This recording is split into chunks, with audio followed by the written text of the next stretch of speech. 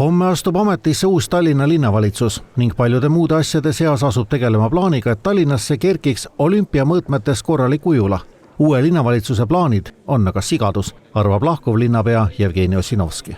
Suurim sigadus, ma arvan, selles koalitsioonileppes tegelikult puudutab siis Varraku tänava olümpiaujulat, kus meil on tänaseks läbi viidud koostöös ujumisliiduga väga heade tulemustega arhitektuurikonkurss. Meil on võimalik hakata seda kohe projekteerima, et juba mõne aasta pärast oleks meil see suurepärane oluline objekt valmis, aga Keskerakonna survel on siis sisse kirjutatud tagasiminek siis sellise väga hämara projekti juurde.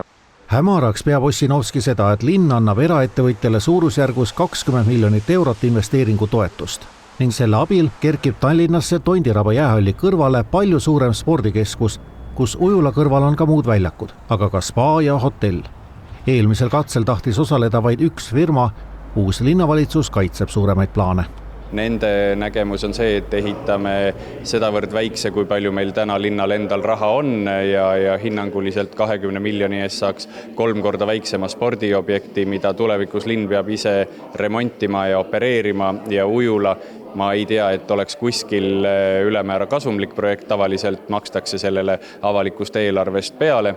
Keskerakonna nägemus on olnud see, et suur spordikompleks võiks olla rajatud koostöös erasektoriga, seal mitte turutingimustel toimiva ujula investeeringutoetusena volikogu on otsustanud anda ka omapoolse panuse, et Eestis selline kompleks oleks. Küsimus on kontrollis hindade, tingimuste ja projekti detailide üle. Sotsiaaldemokraatide plaani järgi oleks ujula linna opereerida koos sellega kaasnevate kuludega. Aga bassein oleks õige suurusega, mis tähendab korraga nii suuremaid kulusid, aga ka võistluste korraldamise võimalusi. Eraprojekt, mida Keskerakond eelmine kord võimul olles investeeringuga toetada tahtis, nii sügavat ujulat ette ei näeks. Meie nägemus on see, et olümpiaujula ehitab linn, seda opereerib ka edaspidi linn selleks, et kaitsta avaliku huvi, et meil saaksid sportlased seal normaalsetel tingimustel võistelda, et meie koolilapsed saaksid seda ujulat kasutada ja siis projekt nimega SPA oleks siis täiesti eraldiseisev, kus siis tõepoolest seda peakski eraettevõtja tegema. Küsimus on ka kasutamise hinnas. Praegu on teada, et linn toetaks erainvestori investeeringut, aga tingimused, mida linn vastu saaks, ei ole nii täpselt paigas.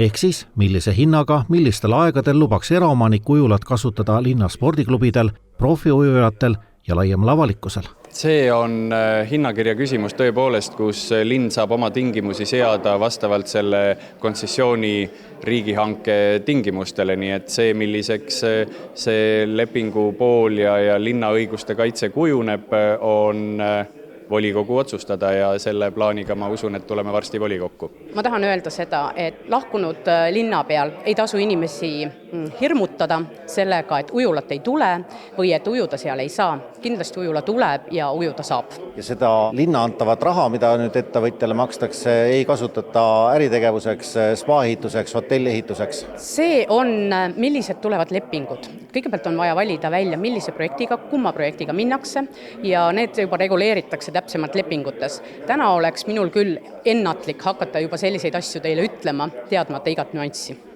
Tiit Erik lisas, et ujula täpsed mõõtmedki pole paigas ja eelmise võimuloleku ajal Keskerakonna toetatud projekti on võimalik ka veel muuta.